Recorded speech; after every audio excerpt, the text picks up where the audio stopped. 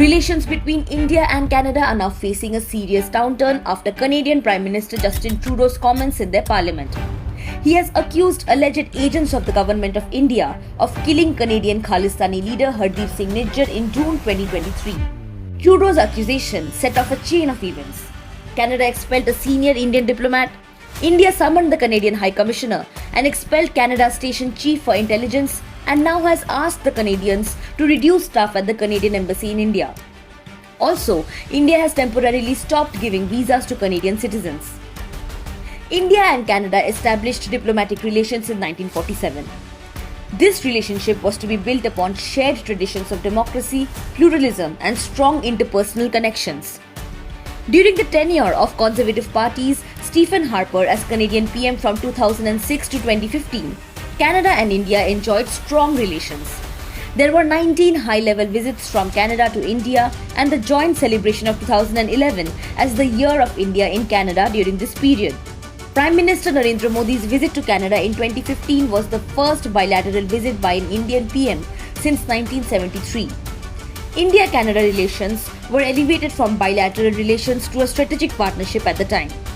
The government praised the visit with the assumption that decades of mistrust over the Khalistan issue could be brushed aside. However, this was not to be, and India-Canada diplomatic relations have deteriorated further since 2015 due to the Khalistan protests and have increased in the recent times. The Khalistan movement in Canada traces back to Surjan Singh Gill's establishment of the Khalistan Government in Exile office in Vancouver in 1982 with limited local Sikh support. In June of 1985, Canada suffered its most horrific act of terrorism when the Babbar Khalsa group orchestrated the bombing of Air India Kanishka, resulting in 331 civilian deaths, including 80 children. Investigations revealed that Talvinder Singh Parmar, who headed the Babbar Singh Khalsa in Punjab, had masterminded the bombing. What is the Khalistan movement? The Khalistan movement is a fight for a separate, sovereign Sikh state in present-day Punjab in both India and Pakistan. The demand has resurfaced many times, most prominently during a violent insurgency in the 1970s and 1980s, which paralyzed Punjab for over a decade. The movement was crushed in India following Operation Blue Star in 1984 and Operation Black Thunder in 1986 and 1988. But it continues to get sympathy and support among sections of the Sikh population, especially in the Sikh diaspora in countries such as Canada, the UK and Australia. In recent times, there have been quite a few anti-India activities in Canada that have upset India. In June 2023, a parade in Brampton in Ontario seems to celebrate the assassination of former Prime Minister Indira Gandhi, displaying a blood-stained figure and advocating revenge for the attack on Darbar Sahib. In 2022, the Sikhs for Justice, a pro-Khalistan organization, conducted a so-called referendum on Khalistan in Brampton, claiming significant support. In 2002, the Toronto-based Punjabi language weekly Sanj Savera greeted Indira Gandhi's death anniversary with a cover illustration celebrating her murder, glorifying those responsible. The magazine received government advertisements and is now a prominent daily newspaper in Canada. Indian diplomats based in Canada have on many occasions said that Canada's failure to tackle Sikh extremism and the constant harassment of Indian diplomats and officials by Khalistanis is a major foreign policy stress point.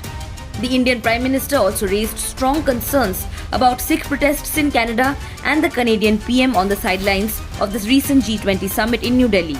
On its part, Canada has paused talks on a proposed trade treaty with India. But there have also been other points of contention between India and Canada.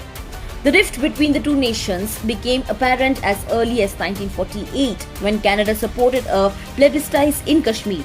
In 1998, Ottawa recalled its High Commissioner to India following nuclear tests. In recent times, PM Modi, in power since 2014, and Justin Trudeau, who assumed leadership of Canada a year later, have been at odds over the issue of Khalistani extremism. After appointing 4 Sikhs to his 30-member cabinet in 2015, Trudeau boasted about having more Sikhs in his ministry than PM Modi. With over 7.7 lakh Sikhs constituting approximately 2% of Canada's total population, the Sikh community holds significant political influence in Canada, boasting 18 Sikh MPs in the Canadian Parliament in 2018, surpassing the 13 Sikh MPs in India. The militancy in Punjab during the 1980s also had repercussions in Canada. Canada's handling of individuals like Talvinder Singh Parmar, accused of terrorism in Punjab, was criticized by India. In 2017, then Punjab Chief Minister Captain Amarinder Singh refused to meet Canadian Defence Minister Harjit Singh Sajjan, accusing him of associating with separatists. A year later, Trudeau got a lukewarm reception during his visit to India when he was received at the airport by Minister of State for Agriculture Gajendra Singh Shekhawat instead of PM Modi. India was further aggravated when Jaspal Atwal, convicted of attempting to assassinate an Indian cabinet minister in 1986, was invited to dine with Trudeau, even though the invitation was later withdrawn. In 2020, India accused Trudeau of inciting extremists when he expressed concerns about New Delhi's response to the farmers' protest, pledging support for their rights. In March of 2022, Trudeau's Liberal Party formed an alliance with the New Democratic Party led by Jagmeet Singh, who openly endorsed the Khalistan referendum on Canadian soil.